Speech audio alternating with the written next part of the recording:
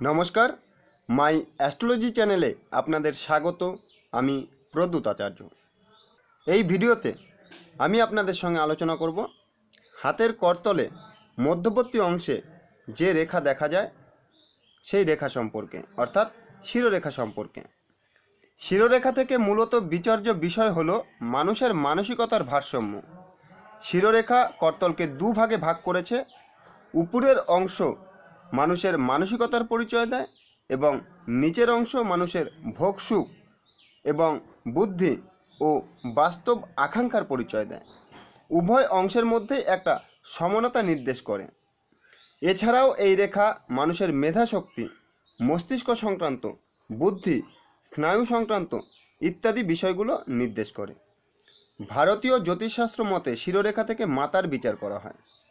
শিরোরেখা আরম্ভ বৃহস্পতির ক্ষেত্রের নিচের থেকে, এই হলো বৃহস্পতির ক্ষেত্র, এবং এটা একটু বেঁকিয়ে চন্দ্রের ক্ষেত্রের দিকে হেলে পড়ে, এই হলো চন্দ্রের ক্ষেত্র। অর্থাৎ জ্ঞান প্রজ্ঞার ক্ষেত্র থেকে আরম্ভ হয়ে এই রেখা কল্পনাকে বাস্তবায়িত করে। চন্দ্রের ক্ষেত্র থেকে কল্পনার নির্দেশ করা হয়। চন্দ্র মানুষকে কল্পনা প্রদান করে। বেশিরভাগ করতলেই শিরোরেখা ও আয়ুরেখা, এই হলো আয়ুরেখা, এই শিরোরেখা সামান্য মিশে করতলের মধ্যে প্রবেশ করে, তারপরে দুভাগে ভাগ হয়ে যায়। জল শ্রেণীর হাতে কিন্তু এই ধরনের শিরোরেখা খুব বেশি দেখা যায় এবং অনেক দূর পর্যন্ত মিশে প্রবেশ করে। যাদের হাতে শিরোরেখা ও আয়ুরেখা অনেকটা মিশে প্রবেশ করে তাদের মধ্যে কিন্তু আত্মবিশ্বাসের কিছুটা অভাব দেখা যায়। তারা অন্যের দ্বারা পরিচালিত হয় এবং নিজে দায়িত্ব নিতে খুব ভয় পায় বা নিতে চায় না। কিন্তু অগ্নিশ্রেণীর মানুষের হাতে এই ধরনের শিরোরেখা একেবারেই ভালো নয়। কারণ অগ্নিশ্রেণীর মানুষের হাতে বা অগ্নিশ্রেণীর মানুষের মধ্যে আত্মবিশ্বাসের অভাবের কথা মানাই যায় না, বা আত্মবিশ্বাসের অভাবের কোনো জায়গায় নেই। বায়ু ও পৃথিবী শ্রেণীর করতলে এই রেখা সাধারণত আয়ুরেখার সঙ্গে সামান্য ফাঁক হয়ে বা সামান্য স্পর্শ করে আরম্ভ হওয়া ভালো, শুভ। আবার পৃথিবী শ্রেণীর মানুষের হাতেও কিন্তু শিরোরেখার বিকাশ খুব ভালো হয় না। কারণ তারা মস্তিষ্কের কর্মের চাইতে তারা শারীরিক কর্ম মানে শারীরিক পরিশ্রমের কর্ম করতেই বেশি পছন্দ করে, তাই তাদের শিরোরেখার বিকাশ কিন্তু খুব বেশি দেখা যায় না। শিরোরেখা যদি বুধের ক্ষেত্রের দিকে ঊর্ধ্বমুখী হয়ে যায়, এইভাবে বুধের ক্ষেত্রের দিকে যদি ঊর্ধ্বমুখী হয়ে যায়, এই শিরোরেখা কিন্তু কখনোই শুভ ফল দান করে না, সবসময় অশুভ ফল দান করে। তার সাথে যদি বুধের আঙুলে কোনো দোষ ত্রুটি থাকে, অর্থাৎ কনিষ্ঠ আঙুলে যদি কোনো দোষ ত্রুটি থাকে, তাহলে অশুভত্ব হবেই। এরা চুরি বা স্বার্থপরতা বা প্রতারক ইত্যাদি এই ধরনের কর্ম করে থাকে। এদের মধ্যে সবসময় বিকৃত বুদ্ধি কাজ করে। যদি করতল স্বাভাবিকের থেকে শুভ হয় তাহলে এই ধরনের শিরোরেখা জাতককে যে কোনো উপায়ে অর্থ উপার্জন করাবে।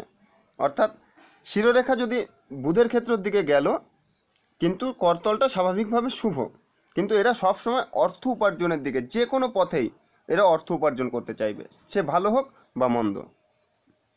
আবার শিরোরেখা যদি হৃদয় রেখার সঙ্গে যুক্ত দেখতে পাই, এই হলো শিরোরেখা, এই হলো হৃদয় রেখা। শিরোরেখা হৃদয় রেখা যদি যুক্ত থাকে তাহলে এই ধরনের জাতক বা জাতিকা এরা কিন্তু নিজের স্বার্থ অনুযায়ী কার্য উদ্ধার করে।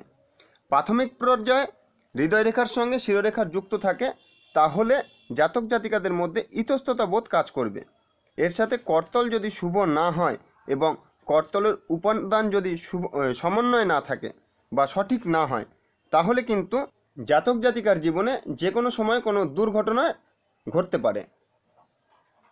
শিরোরেখা ও হৃদয় রেখার মধ্যবর্তী অংশকে, এই হলো শিরোরেখা, এই হলো শিরোরেখা, এই হলো হৃদয় রেখা, এর মধ্যবর্তী এই অংশকে মঙ্গলের চতুষ্কোণ বলে। এই মঙ্গলের চতুষ্কোণ যদি বড় হয় তাহলে কিন্তু তাদের মধ্যে উদারতা বেশি থাকে, অর্থাৎ এদের মানসিকতা একটু উদার সম্পন্ন হয়ে থাকে। এবং এই শিরোরেখা ও হৃদয় রেখা যদি অনেক কাছাকাছি আসে তাহলে মঙ্গলের সমভূমি স্বাভাবিকভাবে ছোট হয়ে যাচ্ছে। তাদের মানসিকতা কিন্তু একটু স্বার্থপরতা যুক্ত থাকে, অর্থাৎ এরা নিজের স্বার্থ অনুযায়ী কাজ করে থাকে। আবার কিছু কিছু করতলে শিরোরেখা ও হৃদয়রেখা মিশে একটি রেখায় পরিণত হয়, অর্থাৎ তাদের হৃদয়রেখা থাকে না, তাদের শুধু শিরোরেখা ও হৃদয়রেখা মিলে একটি রেখায় পরিণত হয়। একে সিমিয়ার লাইন বলে। যে করতালে এই ধরনের সিমিয়ার লাইন দেখা যায় তাদের মানসিকতা কিন্তু খুব একটা ভালো থাকে না। সিমিয়ার শব্দটি এসেছে বানর, শিম্পাঞ্জি, গরিলা এই সমস্ত প্রজাতি থেকে, অর্থাৎ এদের মানসিকতা কিন্তু একটু প্রসূববৃত্তি বেশি থাকে, এরা একটু আত্মকেন্দ্রিক হয়ে থাকে। আবার শুভ করতলে এই সিমিয়ার লাইন, অর্থাৎ হৃদয়রেখা ও শিরোরেখা মিলে যে এক রেখা তৈরি হয়, এই সিমিয়ার লাইন কিন্তু অসাধারণ প্রতিভার কৃতিত্ব নির্দেশ করে। যেমন এরা একাকিত্ব থাকার পরে নিজের কাজ নিয়ে বা নিজের বিষয় নিয়ে বেশি চিন্তা করার ফলে এরা কিন্তু যে কোনো একটা দিকে খুব নাম করতে পারে শুভ করতলে। বহু নামী চিকিৎসক, বৈজ্ঞানিকের হাতেও এই ধরনের চিহ্ন দেখা যায়। শুধুমাত্র শুভ করতলে এই রেখা শুভ ফল প্রদান করে। অশুভ করতলে যদি এই রেখা দেখা যায় তাহলে কিন্তু তারা ক্রিমিনাল প্রকৃতির লোক হয়। এদের মধ্যে আত্মকেন্দ্রিকতা এবং ইন্দ্রিয় সুখে এরা লিপ্ত হয়ে যায়, অর্থাৎ তখন কোনো খারাপ কাজে জড়িয়ে পড়ার সম্ভাবনা থাকে। আবার কিছু কিছু মানুষের হাতে দুটো শিরোরেখা দেখা যায়, এই একটা শিরোরেখা পাশাপাশি আর একটা শিরোরেখা দেখা যায়। তো এই নিয়ে কিন্তু অনেক মতভেদ আছে। যতই মতভেদ থাকুক, যাদের হাতে দুটো শিরোরেখা দেখা যায় তাদের মধ্যে কিন্তু অত্যন্ত চঞ্চলতার ভাব থাকে, এদের মন অত্যন্ত পরিবর্তনশীল হয় এবং অগ্নি শ্রেণীর করতলে এই ধরনের শিরোরেখা খুবই খারাপ ফল নির্দেশ করে।